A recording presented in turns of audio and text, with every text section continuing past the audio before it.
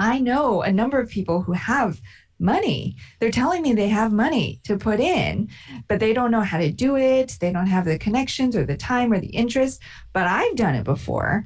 So I was like, but I can't bring them in on a fourplex. There's just not enough room. It's too much of a hassle. But at the time I was really ambitious. I was like, okay, but maybe I could do a 10 unit. Maybe I could go real big and go 10 units, maybe 20 units. So I started looking into that and learning about the commercial side, because it's once you hit 5 units, now you're into commercial loans. And so I started learning about that whole world and then discovered syndications. And I was like, wait, you mean that there's actually a way that you can be passive in these deals? I had no idea up to that point.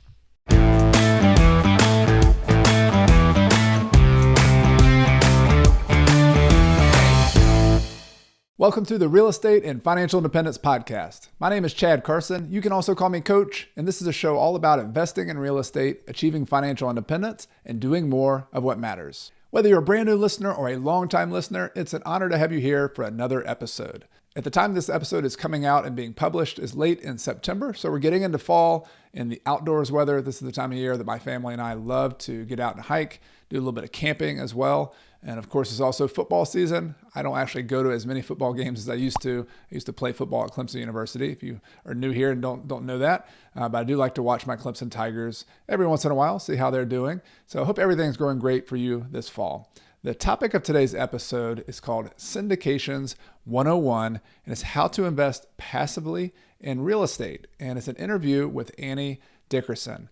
So Annie is a person who has invested in real estate herself, both more in the style that I teach and show a lot here on the show of direct ownership. But I've been aware for a long time and actually interested myself in another type of investing that a lot of people are interested in. And it's called syndication or group investing, where you're the passive investor investing in larger deals, typically with someone who runs the deal and operates the deal, and you are an investor in their deal. This could be multifamily properties, could be other kinds of commercial properties like industrial, office, things like that. But what I talked to Annie is an investor who's done a lot of that as well. In addition to doing house hacking and some of the other things you'll hear about, she has built a business around building syndication. So actually running some of these properties where they buy apartment buildings, turn them around and operate them, and they bring on passive investors. What I really love about Annie is she's an educator. So this show, and really the heart of what I try to do here, is teach the basics, teach the fundamentals, and then build upon those fundamentals. And Annie is great at breaking it down. And that's why I call this Syndication 101. If you've never heard of this, if this is something you're interested in, or even if you've been reading about it, but you just want to go back and understand what are the basics, what the kind of things should I be looking for, that's what we discuss. Annie gets into her experience of putting these deals together, of being on both sides of the deal as a passive investor, investing her own money. She lives in Oakland, California, I think Bay Area, but has invested all around the country in different places. And so we discuss her process and how to evaluate people who are operating these deals, how to find them, how do they work, how are people paid, and what are the incentive structures there. So this will be all about that kind of thing, and also just the story that Annie has had as a real estate investor and how she's grown and evolved over time. I do want to point out up front that a lot of syndication deals are open only to accredited investor, which there's a specific definition, but it's basically people either high earners or have larger net worths. I believe it's over $1 million, not including your house. So this might not be a beginner strategy for everybody, but it's definitely for some people who have a limited amount of time, but a lot of income, or maybe want to diversify some of your wealth in other locations. That's one reason I'm interested potentially in the future. I have a lot of my eggs in a particular market here in South Carolina. So I'm looking at, do I use my knowledge of real estate to also invest in other locations as well? So just keep in mind that is one caveat about syndication investing. But wherever you are in your career, this is something you want to learn about and to understand how it works, either as a syndicator yourself to invest in syndications as a passive investor, or maybe one day, if this is something you're interested in, to also create these syndications if you want to scale and buy some larger properties. Now let's get to my interview with Annie Dickerson. Hey, Annie, welcome to the podcast. Hey, Chad, I'm thrilled to be here with you and your listeners today. Yeah, this is fun. We've connected a couple times. One, I was privileged to be on your podcast, so thank you for that. And also, you led a panel a while back when we were back in person at conferences, and we were on a Oh, real estate panel my together. It seems like gosh. forever ago, right? Yeah, it seems like forever ago to be in person. Oh my gosh, I totally forgot about that. Where we were in crowded, it was like standing room only, right? Yeah. And to think about all those people crowded in one space now, it's a different world. hard to fathom. Yes, seems like a different universe. But thank you for coming on. I want to get into a lot of different stuff, but I want to talk about your expertise and syndications, and particularly buying a person who's investing in real estate from a more passive standpoint as a limited kind of money partner. So I really want to get educated on that and have you teach me and teach our listeners about that. But I would love for you to introduce yourself, and let's learn a little bit more about how you actually got into real estate. Like what was your path that got you started and your interest in even getting involved in this and building wealth with this real estate tool? Yeah. Well, I never wanted to get into real estate. It was never a thing. Even when my husband and I started investing, I went in kicking and screaming. I was like, I don't want anything to do with this. When I was growing up, nobody around me invested in real estate. Nobody owned a business. Everybody, I'm Chinese, and a lot of my parents' friends are Asian as well. So it was all about go to school, get good grades, grow up, get a good job, buy a house, stay in that house forever, climb the corporate ladder, and that's it. You'll be set. And so, my parents had never bought a house when I was growing up. We always rented. And so I have plenty of experience with apartments, just, renting them. And so it never occurred to me that our rent checks were going to somebody and that it was helping somebody else to build wealth or to build their dream. I just never thought about that. It wasn't until in my 20s, my husband and I, we were living in DC at the time, and we were thinking about buying our first house. And being in our 20s, we thought, oh, let's get something trendy, like a loft or a condo. And we started looking at those, but thankfully we had a realtor who talked some sense into us. And he said, yeah, well, what might be a little bit more practical are these row homes, which are very popular in DC. And he said a lot of them have not one, but 2 units. So you could live in one and rent out the other. This was before house hacking became a thing. But he said something that always stuck with me. He said, and down the road, if you play your cards right, you could get it to be cash flow positive. And I had up to that point never heard those words put together before. Cash flow positive. And I was like, I don't know what that is, but I want that. That sounds pretty good to me. And so he explained how it worked. And at the time, my husband and I didn't have any spreadsheets. We didn't have any fancy tools. We hadn't even read any books about real estate investing. We were just like, okay, let's do a back of the napkin. Like, let's go on Craigslist, see what these units could rent for. And we sort of did some math, and we were like, yeah, I think that could work. At the time we weren't counting on the rental income to cover the whole mortgage. We were just like, yeah, we would have some housemates and they would help us pay down our mortgage. Seems like a pretty good deal. And so we got into it that way, and it worked so well. We house hacked another property in DC, actually on the same block. And then we continued house hacking when we moved to the Bay Area, where we now live. And so through that whole process, it was always just something we did. I never focused on it.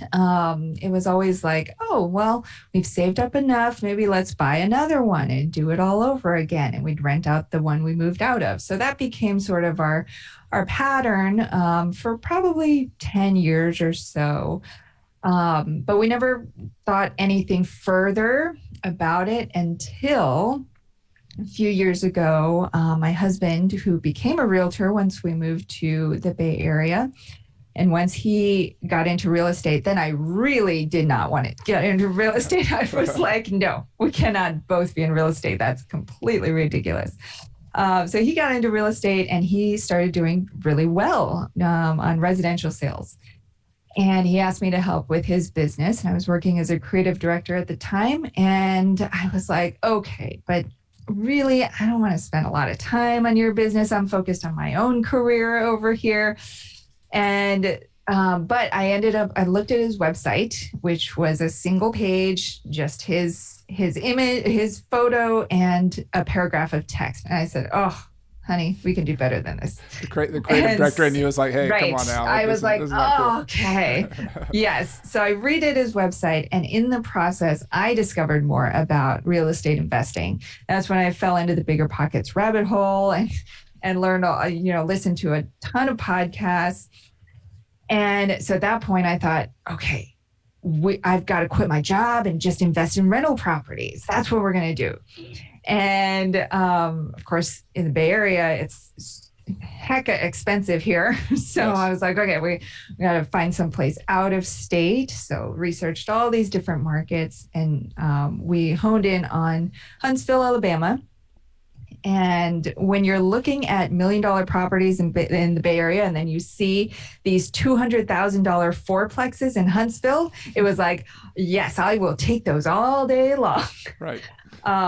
But I learned a lot. We quickly bought up several of these fourplexes. And it was our first time not house hacking, but actually having purely rental properties. It was in a different state, and they were more like B, C class properties. So we ran into a whole host of issues we had never run into with house hacking. Our first evictions ever, our first vandalism and theft, and all sorts of issues. And very quickly we realized, okay, we got in way deeper than we had anticipated.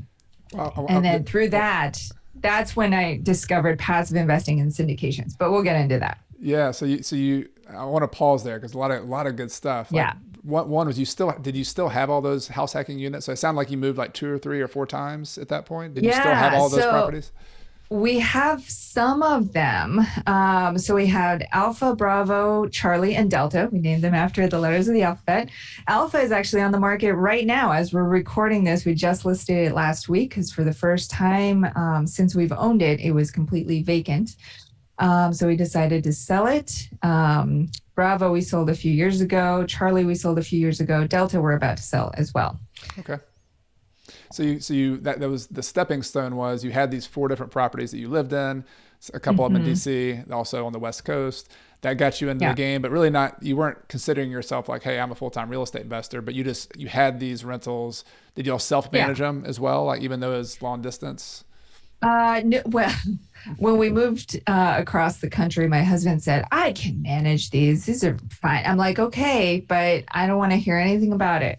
If you want to take this on, that's fine. And he stayed true to his word. I didn't hear anything about it except a few months in, both of the basement units flooded in 1 week. And he took it. And then the next week, we had property managers. That solves that when you get that call in the flooded basement. Yeah. Yep. Yeah. I tell people now, they ask, well, how involved are you in your business? And I say, well, I look at the spreadsheets. I know what's going on. And every once in a while I get a call about that kind of thing. I had a flooded hot water heater burst and it flooded a closet and there was mold in that closet now. And I said, that's not good. How do we solve this? And they said, well, we're going to have to call this company and this company. I said, well, do that. And essentially it's just, I need to write a check. Like, it's like, okay, yeah. Can you, but the issue is the property manager. If you're self-managing, and I've self-managed, I've hired managers, is that you have to be the one to take that emotional call. You got to be the one to interact with the contractor and set the time for them to get there. I mean, there's a lot of, those are the things that people, the proverbial, toilet in the middle of the night kind of call that people really, are frustrated by, and having that property manager in between you and that call can be a big deal. It can help at least make you a little bit more stepped back from the drama of the situation.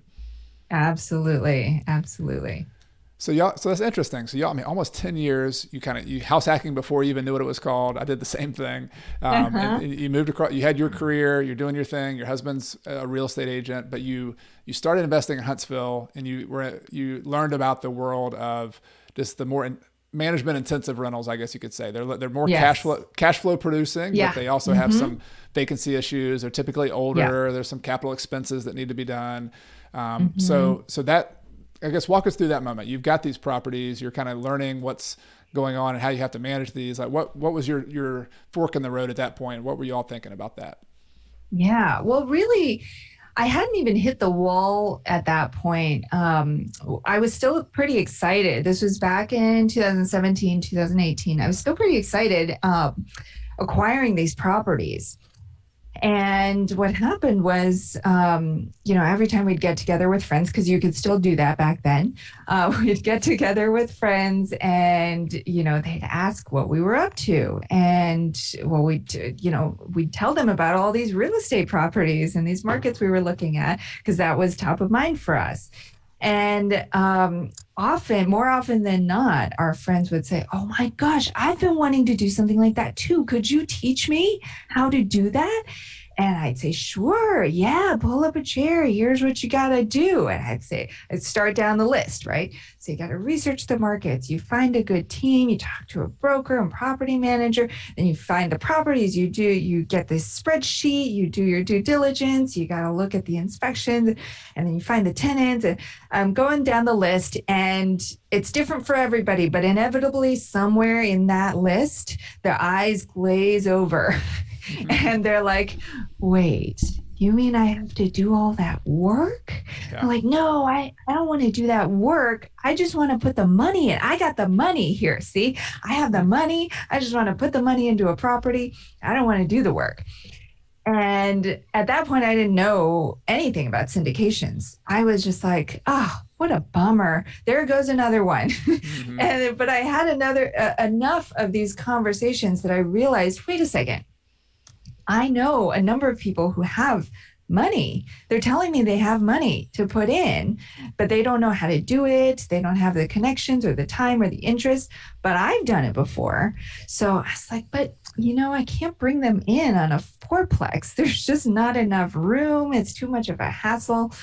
But at the time I was really ambitious. I was like, okay, but maybe I could do a 10 unit.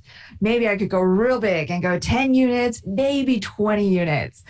So I started looking into that and learning about the commercial side, because that's once you hit 5 units, now you're into commercial loans. And so I started learning about that whole world and then discovered syndications. And I was like, wait, you mean that there's actually a way that you can be passive in these deals? I had no idea up to that point. So for those who've never heard of a syndication, so let's go with that vocabulary lesson here, kind of 101. Yes. So tell me, what does that mean? You said that there's this bigger property, it's a commercial property typically, and it costs more to buy it. So we know that much. Like, how can people get involved who are not the people operating it and doing all the normal real estate stuff? What does this mean? Yeah. So syndication is just a fancy word for a group investment. So rather than you taking your $50,000 and investing it in a rental property on your own and taking on the loan yourself, doing all the asset management yourself, you then take that $50K and you say, you know what, I want to put this in a group investment. I want to invest with others. So then what that looks like is you have your $50K, maybe I have $50K to invest, maybe somebody else has $100K, $200K. And we pool all that together. And a syndication really just means a pooling of resources. So we pool all of that money together. And now suddenly we have enough, not just to buy a single family rental, we have enough to buy something much larger. And so there's syndications for all sorts of different investments, for shopping malls, for office buildings, for hospitals. And what we specialize in are syndications for multifamily or for apartment communities. And so what we do is we go in and we identify these communities. A lot of them have some upside or some room for growth, whether that's through renovating the units or maximizing the efficiencies, whatever it is, we identify there's some opportunity there. We pool together all these investors in resources, and we buy that investment together. And then we, as the general partner team, so we then do all the heavy lifting of the active side of the work. So we manage the renovations, we manage the asset, we make all the strategic decisions around the business. of that property. And then the investors, you and any other passive investors, you put your money in, you get your monthly or quarterly cash flow distributions. You get these updates every month about the property. It's kind of like when you sponsor a child in a different country, right? And then they send you the updates or the letters. You get all the good stories about what's going on. And then within 3 to 5 years, then we aim to sell the property, and then you would get a share of the profits along with the return of your capital. That's great. That was a very good, succinct description. And so I would love to go into more depth about some of your process for, so there's a general partner evaluating these deals and the process of somebody investing with those. So I want to set that aside for a second. And I want to go back to that decision point because it's been really interesting. You've been both an active investor where you and your husband have bought your own properties, and you've done that long distance. You've done it local. You've also done these other ones where you're investing in a syndication. Maybe I'd like to have kind of a back and forth there of some of the pluses and minuses. So let's just start. What are some of the positives that you have seen from being a direct investor compared to, or just in general, I guess. Yeah. So you just owning a property yourself. And a lot of what I teach and a lot of people I'm helping people with in the course, I'm focusing on that. Hey, let's do that laundry list of things your friend's eyes glazed over. Like I'm teaching people how to do that. But I also recognize that there's a fork in the road almost always where some people say, that's for me. I love that. I want to do that. Some people say not a chance. And so it makes sense. I mean, so let's talk about the fork in the road where you directly own properties yourself. What are some of the positives of going that route instead? Yeah, well, when you own your own properties, you definitely control is a big piece of it, right? You get to make all the decisions. You get to choose, say yay or nay. Like just the other day, our property manager reached out and they said, okay, this tenant's lease is up. What do you want to do? Do you want to offer them a new lease? What percentage do you want to increase? We've also had, on the downside, issues with roofs and foundations, but we get to decide, right? We get multiple bids and we can decide what we want to do. We can decide when to sell. All those decisions belong to us and us only, which is good and bad, right? Yeah. So we get to decide, but sometimes it also becomes a burden or we have to put in the additional cash to support the property. But I would say that control is a big piece of it. Yeah, so there's a mental and also a financial energy that has to go into that to be you're even in a passive situation, which I try to have a lot of my properties directly owned, be more passive. There's still a kind of a psychic. I know that there's this thing there that I might have to make a decision on, and if that's a discomfort, if that's just something you don't like, it's more of an entrepreneurial owning a business than it is, a little bit more about like owning a stock, is probably the most passive version. I own an index fund, no manager at Apple's asking me what my opinion is of like this year, right? So somewhere in the spectrum, we're on the more entrepreneurial end of the spectrum with real estate direct ownership. For better or worse, we have more control. All right, so you've given some good examples of some of the downsides. You got to make some decisions, even with a property manager. You got to spend some money to fix this thing that happened. You got to decide to sell it. Okay, so let's talk about the other side. Pluses and minuses on if you decide to be a limited partner or invest in syndications or some other, what are some of the positives and also the downsides of that route? Yeah, well, I'll start with the major downside is the control piece, right? So you don't have that control because you are, as a passive investor, by definition, you are passive, which means you don't have as much control, which can be a good thing. For me, that's certainly one of the best things at this point in my life with 2 young kids and a business to run, all these other things. I don't want that surprise call from my property manager asking me, hey, do you want to evict this person? And how do you want to go about this surprise repair that needs to be done? At this point in my life, those are not the calls I want to get, and those are not the decisions I want to have to make. So for me, the lack of control in those deals is actually a good thing at this stage in my life, because what I can control is the people that I invest with in those deals. I can vet the teams and make sure that the teams that are leading these projects, they have that experience, they have that track record, and I can see, based on what they've done in the past, what would they do when things go sideways? So then I'm more investing with the team in those syndications, not so much the properties. The properties are a part of it for sure. But for me, it's all about those teams. Well, let's talk about that, because I have not done syndication investments myself. I've kind of dabbled and looked at them, done some crowdfunding, but I've always heard that as well, is that if you're basically having to choose the general operator, this general manager, that's the make or break. If you pick a bad one who's on the bad end of the spectrum, is going to take your money, or they're going to be unethical, that's obviously bad. But even in the middle of the spectrum, if you have somebody who doesn't perform, who doesn't see some of the risks that are out there, like you're dependent on them for better or worse. So what are some of the things that when you're putting your own money as a passive investor, what are some of the kind of highlights that you would look for in that operator before you would invest with that person?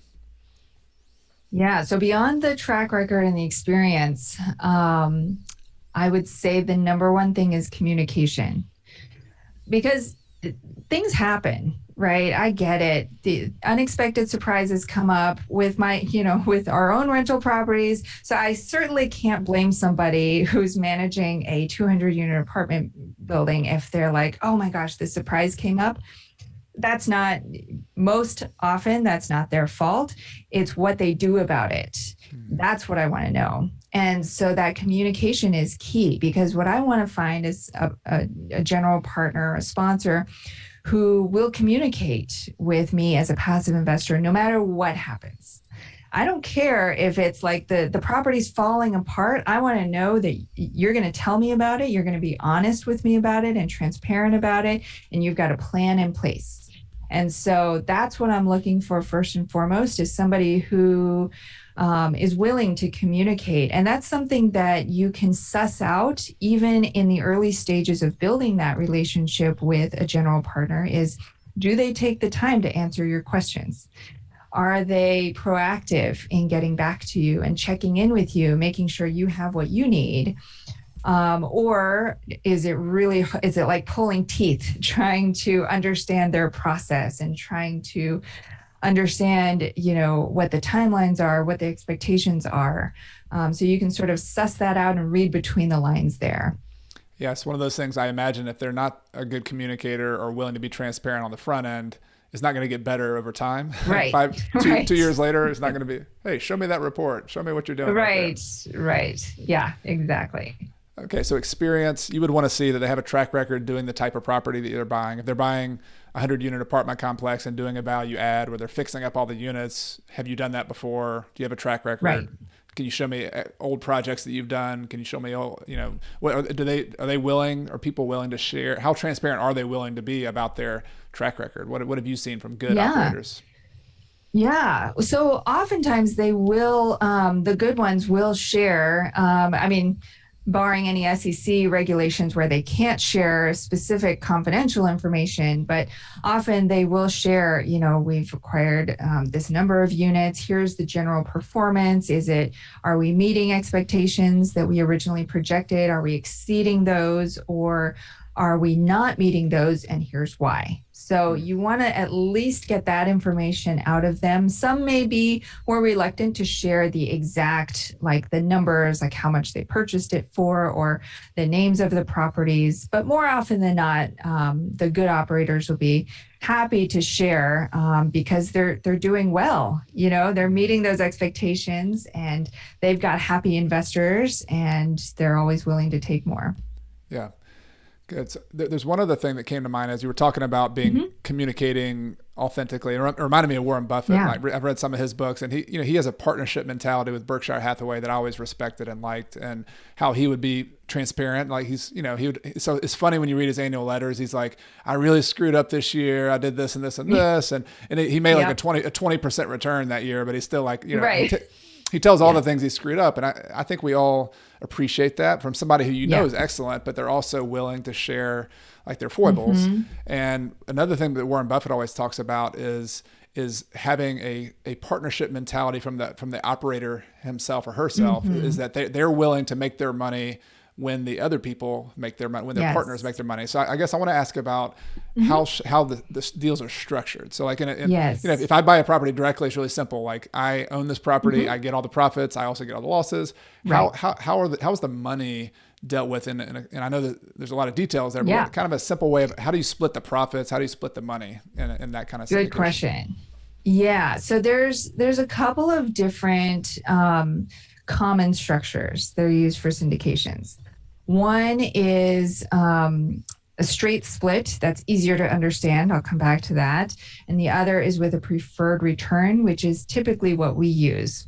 Now, a straight split is exactly what it sounds like. So it's just it's like a knife cuts into the deal, and it's exactly that way the whole way through, for cash flow, for appreciation, for profits from the sale. Everything gets split according to a certain percentage. Often it's 80-20 or 70-30. So in a 70-30 example, it would be 70% of everything goes to the passive investors, and then 30% would go to the general partners. That's across the board. Now, the way that we do it with a preferred return and what's called a waterfall structure is a little more complicated, but the reason we do it is for an alignment of interest, like you're talking about, and to make sure our investors are well taken care of first and foremost. So what a preferred return is, rather than a straight split, a preferred return ensures that the investors eat first. So the investors get their cut first before the general partners get their cut. So I'll take an example of a 7% preferred return.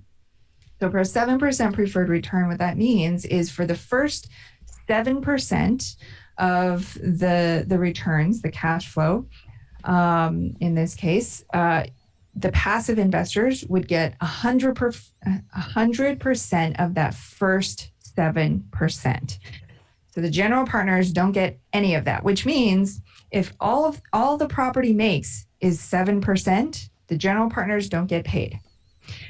And so what that tells you as a passive investor is that the general partners have to be pretty darn confident that they can make above and beyond that 7%, and they should have a buffer in place to make sure that they get a piece of the pie. Otherwise, they're doing all this work for nothing. And why would they take on all that risk, right? So there must be some additional value in the property above and beyond that 7%.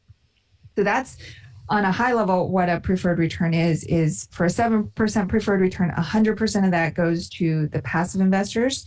Then once it hits that 7% mark, then often it goes to a 70-30 split. So 70% to the passive investors, 30% to the general partners. And then sometimes, because it's a waterfall, right? So then sometimes there's another hurdle.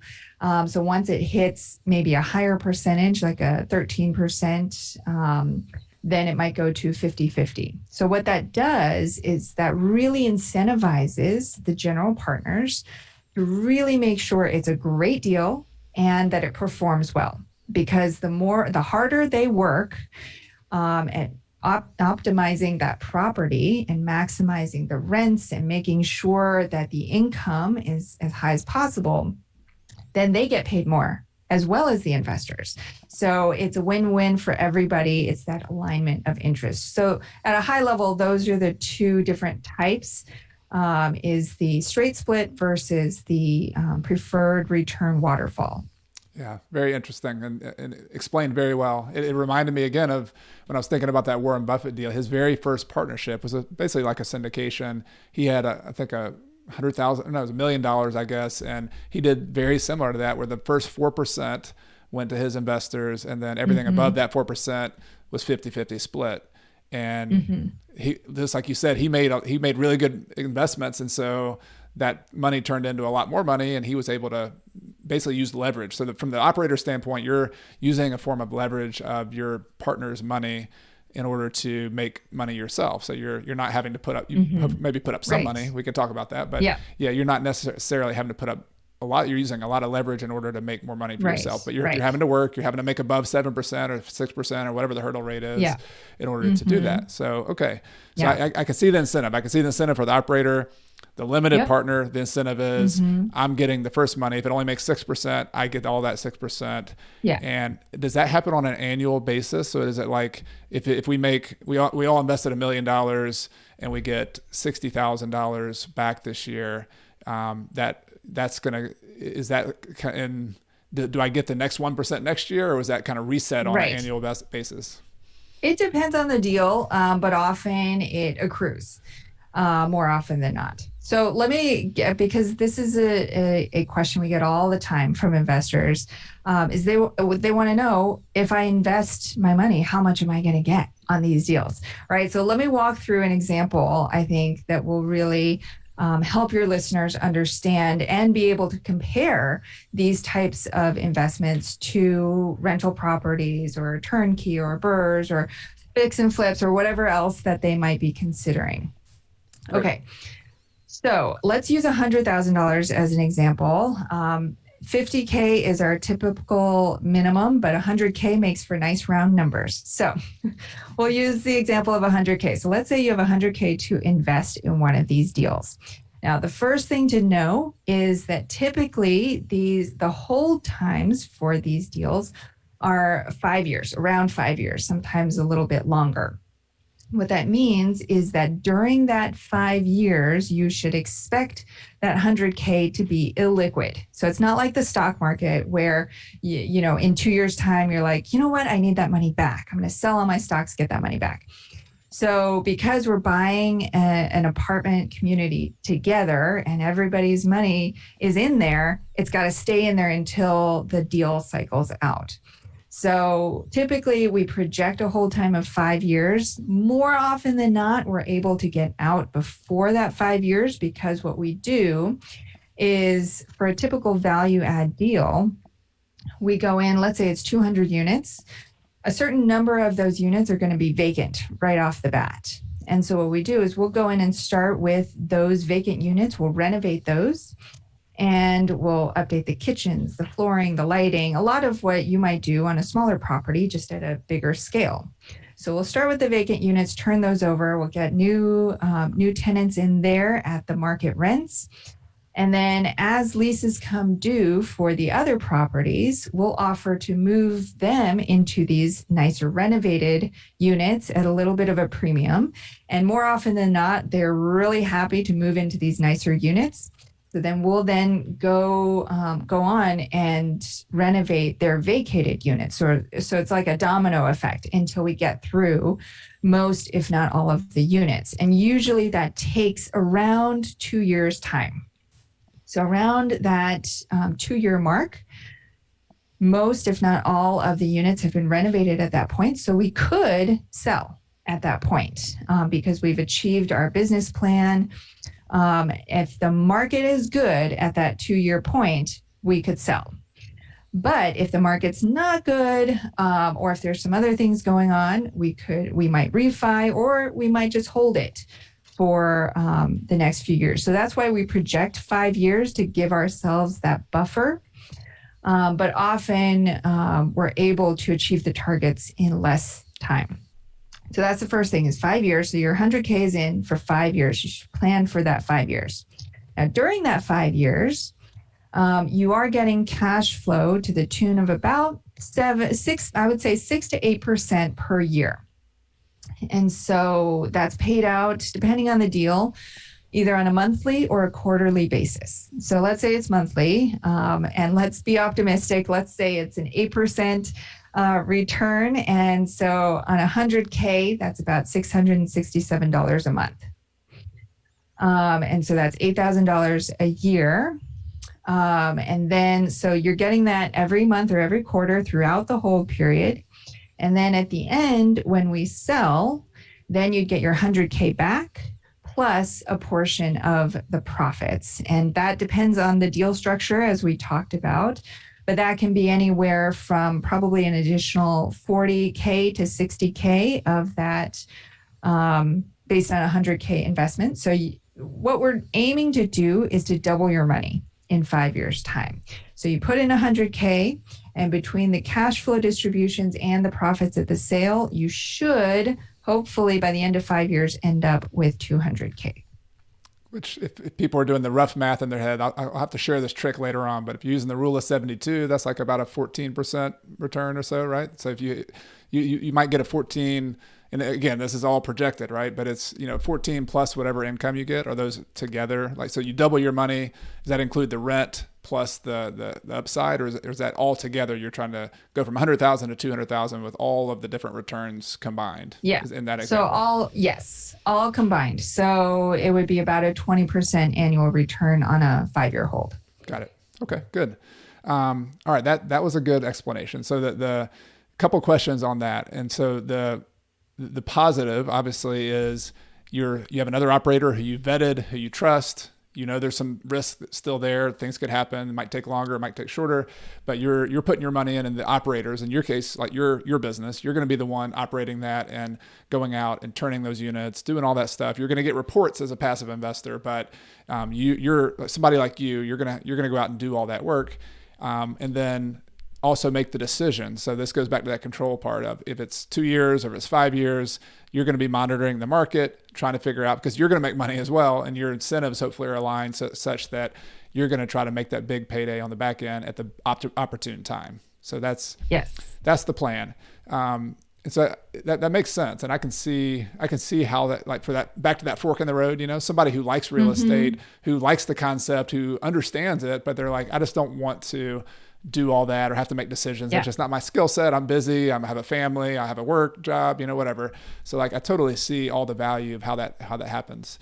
So I would get you probably get this when people invest their money. You always get the devil's advocate. All right, well, what about this? What about this? And one of the what about this things, and this is not unique to syndications. This is for anybody when you're buying direct property.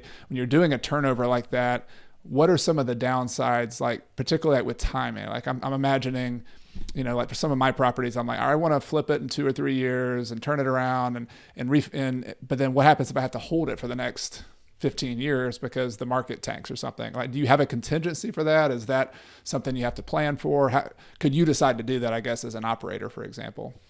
Yeah. And as you can imagine with COVID, we've had to make some of those decisions.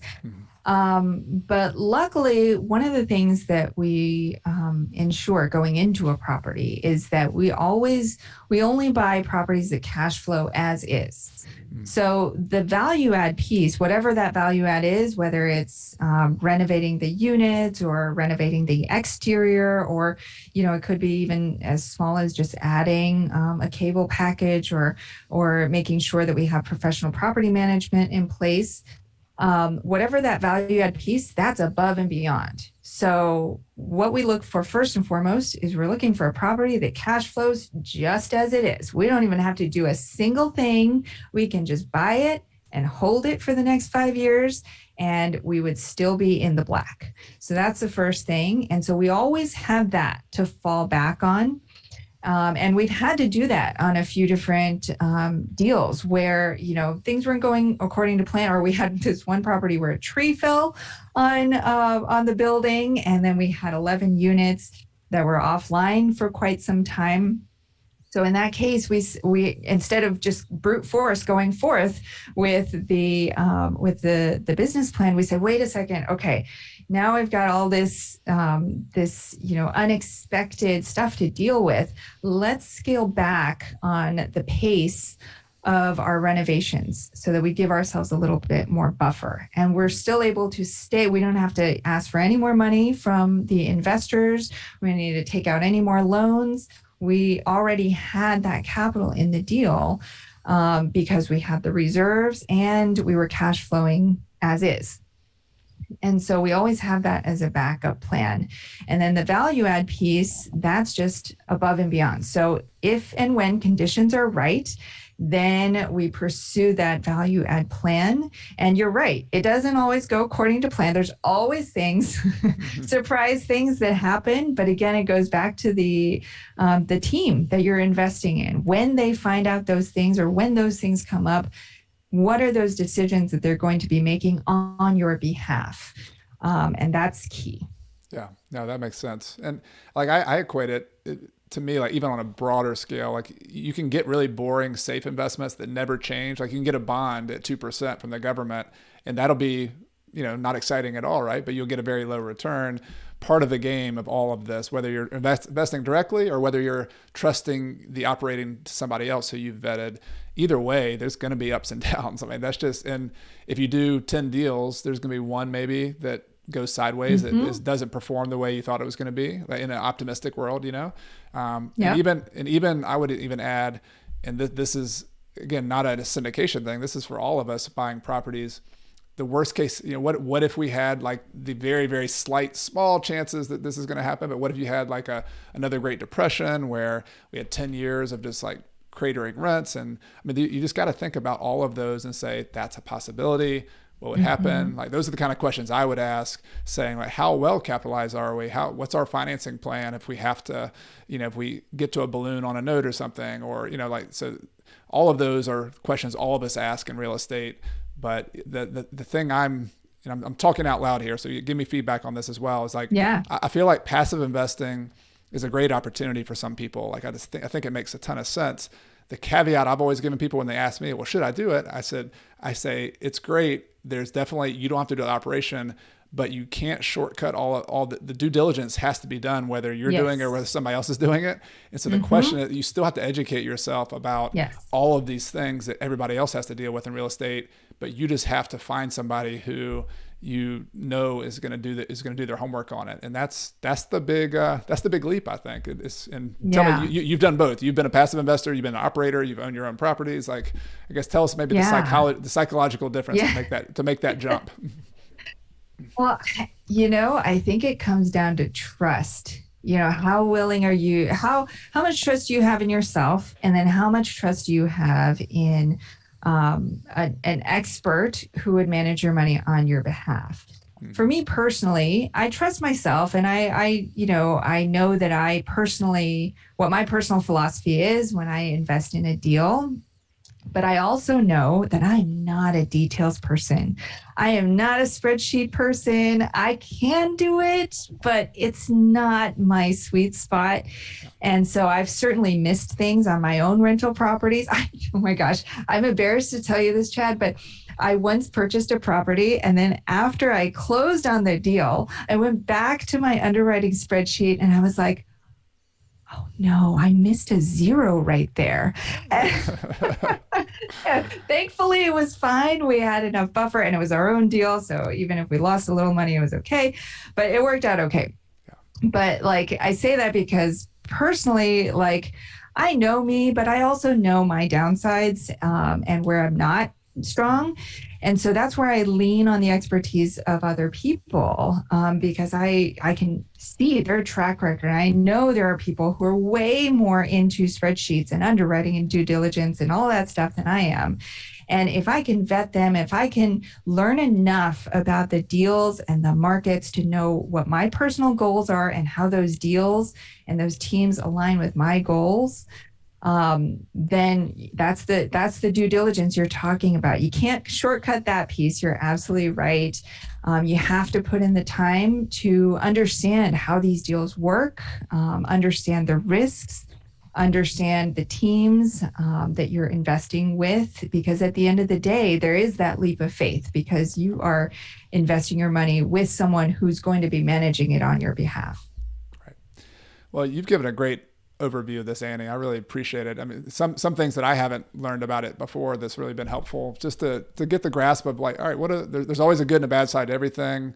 This is whatever you're investing in, but you've really given a good overview of how syndication could be a piece of the puzzle for people, right? And I think it's a great opportunity.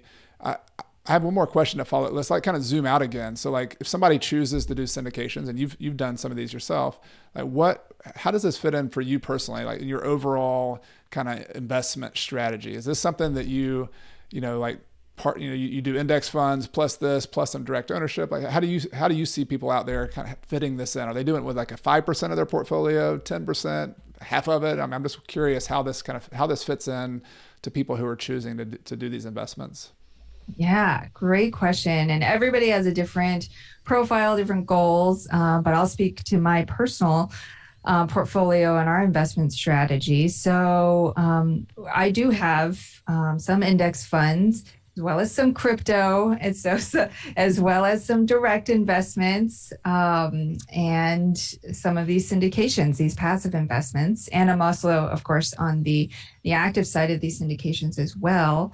So I think a mix. I think what's so great about these syndications, that's much easier for me personally than our direct investments, is I can go into multiple markets without having to build a separate team in every market. My husband and I are, we're selling our very first house hack right now. We're thinking about using a 1031 to get into another property, but then we're like, we go out of Huntsville or where we currently live, we're going to have to build a team all over again. We're going to have to get new LLCs and like the whole gamut, right? But then if we were to, and that's another common question we get, unfortunately, you can't 1031 into a syndication because with a 1031, you have to hold title under the same name for the relinquished and the replacement property. So that's an unfortunate downside. There is a way you can do it with a DST, but we won't get into that. Whole nother conversation, right? Complicates whole matters. nother conversation. Yes. So, yeah, so that's, it is a piece of our portfolio. I know people who they love syndications, and once they get into it, they divest out of other things and go almost entirely into syndications because it works for them. Yeah. And so I think there's no right or wrong strategy. I think it's really about knowing your lane, knowing what works for you and what your goals are, and then really finding whether it's that one strategy or multiple strategies to make sure that you're on track to whatever your goals are. Yeah, I think what you just said about diversification and geography is probably the thing that's appealed to me. And I haven't done any syndications personally, but it's kind of it's become on my radar in the last few months just to explore it more because I'm in Clemson, South Carolina. Like I'm all in. This is where my properties are, and I have index funds, and I'm trying to increase my portfolio holdings of non-real estate stuff, like in general, and also a little bit of crypto as well. But I like the idea that I could, if I found the right operators, I could not only get different cities, I might even be able to get different asset classes. If I wanted to own some multifamily, some industrial, I mean, there's syndication, storage. Yeah. I mean, so that it's all intriguing to me because as you build your wealth, like the early on, I'm always focusing with people on, you've got to concentrate. Like you can't get distracted. You got to figure out one strategy, go all in, get good at it. And that's how you build your wealth. But then over time, if you want to keep your wealth, you've got to diversify. And this is one of those opportunities where somebody can put 50 or 100,000 or more into some syndication deals to get outside of other locations like you've done. And now if one location has a big meltdown economically, it's not going to affect the rest of your portfolio. You've spread it out a little bit. Yes, exactly. Awesome. Annie, this has been great. I think my final kind of syndication question here is somebody says, all right, this is interesting to me. Like, how do you actually find these deals? And I know one of the opportunities you do this as well, but just in general, how does someone who says, all right, I want to do some syndication deals, where do you even go to begin that search for opportunities? Well, don't Google it. I mean, you can Google it, but I would start by talking to people that you know, who are even tangentially involved in real estate. And most of the listeners of your podcast are probably pretty well connected in the real estate world, or at least they can reach out to you. So talk to people that you trust in the real estate space. Start there and see what they know. See if they've come across any of these opportunities or know of any operators. So that's the first thing I would do. The second thing is to listen to podcasts like this one, because often you'll hear syndicators on there telling their stories, educating people about these opportunities, because they are really hard to understand if you've never done them before. So I would, listen to a bunch of different podcasts, maybe read some blog posts, some books, educate yourself about it so that you know what you're looking for. and then, expand that network, maybe then go into bigger pockets or Facebook groups. And if you haven't found any opportunities by then, start talking to people and let them know you're looking for these types of opportunities. And then I'm sure that you will get connected with some good people. And then it's just a matter of vetting those relationships, those operators, and then those markets and the deals. That's a good game plan. Networking it can solve a lot of things, even on the local level, but you got to meet people. You got to get out there. I'm going to a couple of conferences this fall. I'm going to FinCon again, but the Bigger Pockets conference, I think those are other opportunities too. Once you're comfortable doing that, getting out there, there are operators, there's passive investors, there's people you can meet who you can just pick their brain and talk to them. That conferences are great for it, is people are willing to share. Like, what are you doing? This is what I'm investing in. This is where I am. And you take notes. So I think that's a very good suggestion. All about the who, not the how. Yeah, you got to meet the people for sure. Yes. Great. Well, so I want to give you a chance to hand off on what you're doing. Goodegg Investments. You have a lot of stuff going on there. You're doing 2 projects that you've recently funded. So tell us a little bit more about you and your business and what you got going on as well. Yeah. So Goodegg Investments is headed up by me and my business partner, Julie Lamb. We're both busy moms. That's how we got into this. We really wanted to just help other busy families to invest in real estate without having to do all of the work. And so that's been our focus. We've been in business about 3 years now, and we've done about 30 syndications in that time. Wow. We're fortunate. Many of them are cycling out right now, and it makes us so proud to be able to deliver on those projections that we originally put out to our investors. And so for anybody who's out there who, it doesn't matter if you invest with us or not, our whole mission is just to make sure that as many people as possible know that this is an opportunity, because we didn't know that it was an opportunity, that syndications were a thing until many, many years into investing into rental properties. So we just want people to know about these opportunities, know how they work so that they can properly evaluate them in comparison to the other investment opportunities out there. And so for any of your listeners, if you ever want to connect with us, we're at goodegginvestments.com, or any of your listeners can reach out to me personally at Annie@goodegginvestments.com. Awesome. I will put a link to your website in the show notes, and also the podcast episode that we did as well. I'll put a link there, and some of my other favorites on your show. Y'all do a great job. But just want to thank you, Annie. Thanks for coming on. It's been great to connect with you. It's been a while. So thank you for your time and your expertise and sharing with us today. Yes, this has been an absolute blast, and I hope your listeners get some value out of this conversation. For sure. Thanks a lot. I hope to see you soon. If you'd like more details about today's guest, Annie Dickerson, or some of the resources we talked about during the interview, I have a link to today's show notes, which is actually a companion article that Annie wrote a couple years ago. So you can see pictures of some of her adventures, some of her deals, and there's more details that we didn't even cover in the interview. So check that out, but there's also links to some resources we discussed as well. And if you're new here, please consider hitting that subscription button in your favorite podcast player or on YouTube so that you'll be notified each Monday morning with my newest podcast episode. This is also the time of the show when I give away a copy of my book, Retire Early with Real Estate, to one person who recently left a review on Apple Podcasts. This week's winner goes by the username Edley D, that's Edley, and then D. It was left on June 24th, 2021, and it goes like this. The easy listening of real estate podcast. I listen to a fair amount of real estate and fire podcasts. I like Coach Carson's because he has a super listenable way of delivering information that makes unfamiliar concepts, like finance, digestible and less overwhelming. There's some other great podcasts out there, but they come across as incredibly high intensity and information overload. So really appreciate that. It's wonderful feedback. I appreciate listening to that.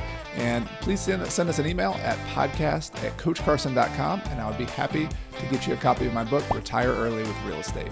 Keep in mind that everything I've shared with you in this episode has been for general education purposes.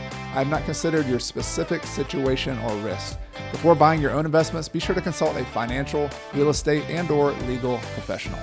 Until next time, I'm Chad Carson. You can also call me Coach, and I'm your host for the Real Estate and Financial Independence podcast, which is all about helping you invest in real estate, achieve financial independence, and do more of what matters. See you next time.